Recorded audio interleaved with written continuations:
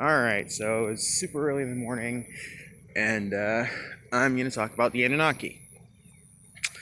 This is another group of beings that I've had experiences with. I don't remember fully all of my experiences, but I have fragments, and there are things that I do remember for a fact. Alright, the Anunnaki. The name Anunnaki basically means, supposedly it means from heaven to earth, right? So these are beings that were depicted in ancient Sumeria as Sumerian gods. You will see them in ancient depictions, Sumerian cuneiform, those like clay tablets. They have their whole supposed creation story is kind of laid out across lots and lots of clay tablets. Like their whole backstory, the great epic supposedly is all on these clay tablets, and it's all in Sumerian cuneiform, right? So, more notably, the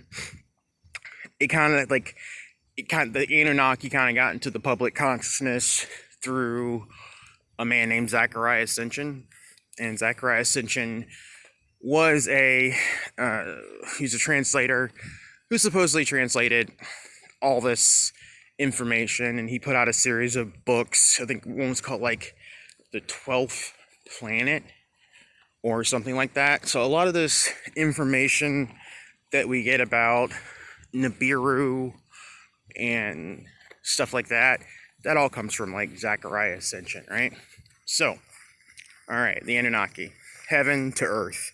And they are a series of gods that are depicted in ancient Sumeria. How can I explain this? So they are, I mean, it's weird. Some people would say they're more, like you see versions of them and they have like different aspects or offshoots, like they can almost like shapeshift, you know? I personally think they're more, at the heart of them, they're more reptilian, okay? But the information that you find in the Zecharia Sitchin stuff, I mean, it's kind of like whatever. Like, it's kind of like one of those, like, take it or leave it. Like, there's some information in there that's kind of like, it's worth kind of putting your eyes on, but a lot of it, I mean, Zecharia Sitchin, I believe there are a few reports or accounts that, the guy's a Freemason. If you listen to, like, trying to think who said it.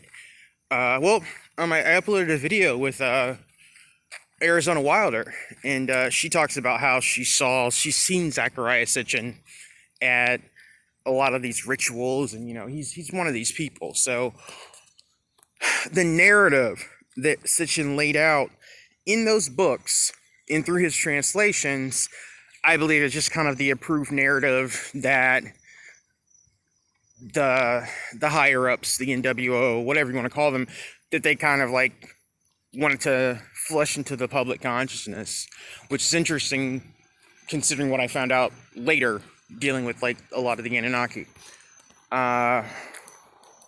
With the Anunnaki, you have they have their sky god. You have Anu, and then you have Anu's children. There's quite a few of them, but you have, more importantly, you have like Enki and Enlil, and Enki is the oldest. Enlil is the sky.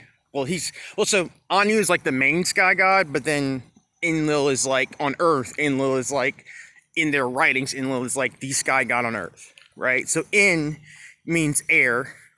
En means Lord, and Lil means air. And then like with Enki is like En being Lord, and then Ki being Earth. So even though a lot of the translations talk about Enki being like the god of like the water, the Absu, the abyss, Ki also means earth. So they're trying to say like, oh, Enki is the god of earth, which is interesting because in my in my like in my experiences, I had weird things going on with the Anunnaki, and Enki kept popping up, and then I would finally like discover later it was like Enki, Lucifer, same guy, the same person, which is so funny because if you go through the if you go through those books, if you go through the Zechariah Ascension material, it's like the entire thing is like an Enki apologist story. The entire thing is like Enki got a bad rap, and Enki's here to save us, and Enki is the, Enki's the guy, and that supposedly, according to Zechariah Ascension and that story, the Anunnaki were these spacefaring beings, and they came down to Earth, and they were, see, what happened is they supposedly their atmosphere was breaking down. Nibiru, this giant planet that Zechariah Sitchin places outside of our solar system, that supposedly comes around every so many thousands of years.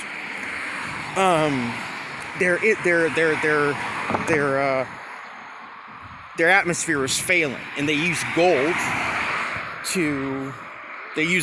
to power their atmosphere. Like, they were gonna use gold to put it in a thing, and it was going to fix their atmosphere. So that's what they came to Earth for. And according to Ascension, they found this primitive group of humans, like a kind of like an ape-type creature, and then they genetically augmented it, and then they made man out of it, and they started breeding with it, and then they made all these weird hybrids. And anyway, and according to Ascension, and I'm gonna say that a lot, according to Ascension, because I don't believe it. The main group of the Anunnaki just saw us as being a workforce. Meanwhile, our Lord and benevolent, Master Enki, he thought, hey, there's more going on with humanity. We can do something more. They're more than just, stupid monkeys that we put in the mines for gold and, have sex with a lot, And so, again, he makes Enki out to be this, which is so funny because, like, oh, these guys are all Luciferian. So of course, you're gonna make him out to be that thing. He makes Enki out to be this. Oh, he actually cared about humanity, and he wanted to instill all these good things into humanity because he felt they had a chance. According to Ascension, like the reason that the Great Flood happened, because you have this story called the Atrahasis that a lot of people compare to the story of Noah, and or say it's a version of Noah that just appeared in whatever. But in that, it was like the gods were just really, really pissed off with humanity because they thought that they were an abomination, and it was Enki who said, no, I want to save this man and his family because they have potential. And he, the whole ark thing was, again, no. I think that the reason that the Great Flood happened was because there were abominations, but it was through a lot of other things. And it wasn't because of mankind in general, it was because of what had been interfering with mankind. What I believe too is just like, I think that the Anunnaki did experiments. Well, let's go back for a second. I believe that the Anunnaki, for the most part, and there's an author named Brian Godawa. He wrote a series of books that are pretty brilliant. And I mean, I kind of like scoffed because, again, I'm not that guy. But I saw, it was like, I thought it was like Christian, I don't know, I thought it was like Christian fiction or something, like kind of, and I just always turned my nose up at it, these books. But he wrote a series of books that start from the time of Enoch into the time of Christ. And one could call these books fiction, but there are so many amazing dots that this author connects that are just so brilliant. And I mean, I've read probably 3 of them at this point, but one of the dots that he hits that I think is so awesome is he basically says that the Anunnaki were the Watchers from the Book of Enoch. Remember the Watchers that are described in the Book of Enoch, these angelic beings that descended from Mount Hermon because they all made a pact, because they all wanted to sleep with human women, take wives, all that stuff. And they come down and, you know, these higher beings, these angelic beings come down, they start breeding with the daughters of man, they start teaching all these secrets that were originally were to remain in the heavens, etc., etc., etc. In those books, or in one book in particular, the Enoch book, he says that like they came down and they basically came up with these aliases. They're like, we're going to be gods. And they kind of took on a lot of these titles. And I believe that. I really do. I think that a lot of them kind of took on, again, I've said it a million times, you've seen multiple videos. In my opinion, and from what I know, Inky is Lucifer.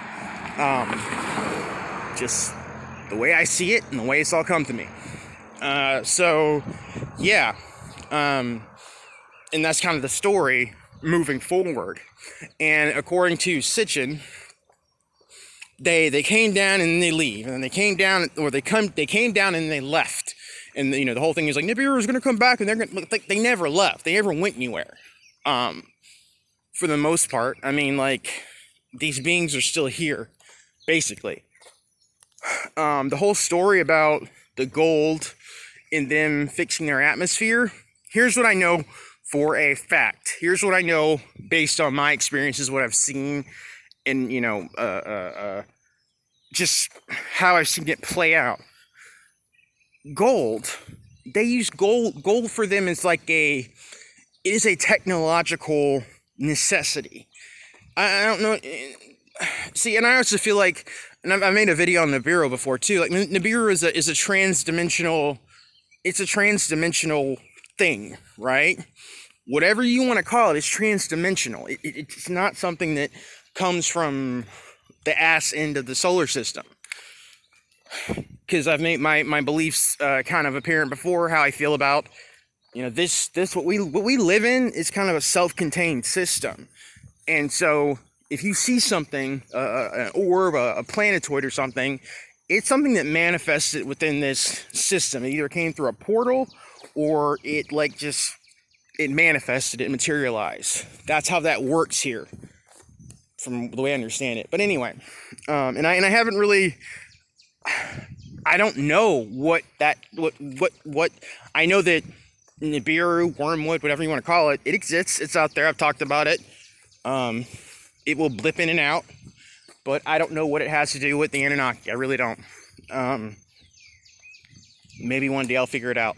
But anyway, I know that gold is a big component with them. They use gold in all of their technology.